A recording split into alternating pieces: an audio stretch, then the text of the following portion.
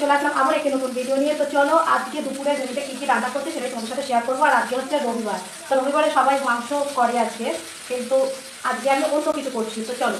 তো এদিকে দেখতেই পাচ্ছ মাছ ভাজতে বসিয়ে দিয়েছি, কিন্তু এখনো ভাত বসায়নি, বুঝেছো? তো মাছটাই আগে করছি, কারণ জল চলে এসেছে আর এখন বেলা 12টা বেজে গেছে, তাই আফটারনুনটা বললাম।